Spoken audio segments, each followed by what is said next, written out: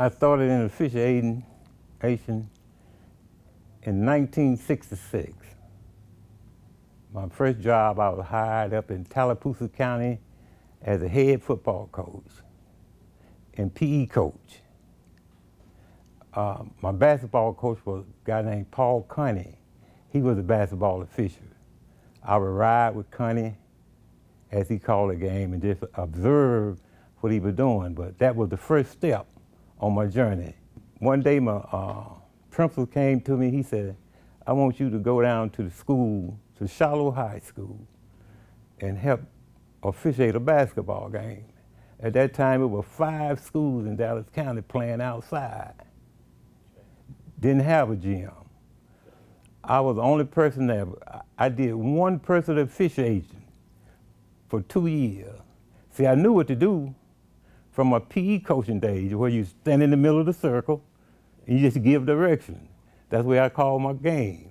I had a long sleeve shirt, threw it in the middle of the floor, and gave direction. My most memorable moments in officiating, like everyone else, my first state tournament, my roommate at that time was Billy Ferguson. We would spend the night. Billy was my roommate, and Billy was so nervous for me. He stayed up half the night telling me about the environment, what to look for, and what to do. He was so concerned about me until it made me nervous. I had come up, you know, one person officiating in Perry County, where you had to push the crowd back, move the crowd forward, and to move into the University of Alabama arena where the crowd was 30 feet away. It was unreal and a special feeling. I said, Billy, Billy, I think I can handle it.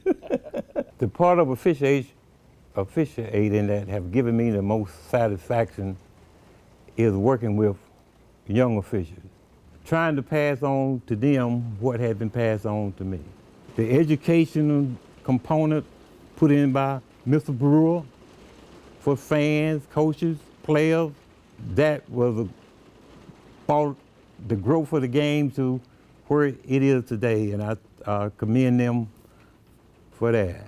The people that had the most influence on my officiating career, I have to start with the executive director, Mr. Bubba Scott. He had a psychological effect, giving me the confidence that I needed to be an official. Mr. J.D. McCassin, the associate director of the Athletic Association. During that time at the state tournament, we didn't know our assignment until that day. This was a big ball game, one of the few ball games that I remember. This ball game was played, a semifinal game played Friday morning by 10:30 in the morning. It was between Robert E. Lee, Coach Boyd. I think they was 31-0. And Tuscaloosa County High School, I think they were about 31-1. The arena was full. Mr. Mack gave me that assignment. After the game, Mr. Mack always come into the dressing room and tell the officials, good job. But for that particular game, he walked in the dressing room and he shook my hand.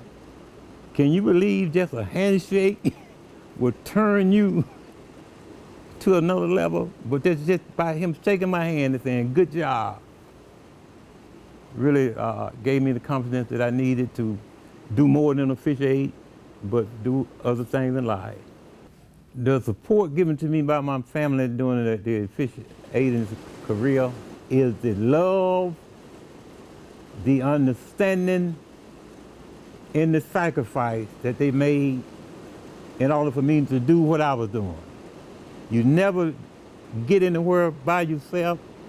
That old saying said, behind every good man stands a good woman. That's a true statement. My wife, she sacrificed. On the weekends when I went there, every Friday night, she missed a lot of Friday night dinners. She missed so many weekend trips. She would have my bag packed, and I thank her for that. But the sacrifice they made themselves in order for me to do what I was doing would always be special to me. Advice that I would give to a official about officiating is first to tell them that they are they are officiating one of the best games on earth. And the team, the fans, the players deserve the best that you can give them. When they receive the key to success and they unlock that door, to remember that they didn't get there by themselves. Think about the ones that helped you get through those doors.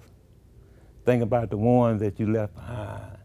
Think about the one who rattled them keys in that door, pulled up on it, pulled it to them, and the door didn't open.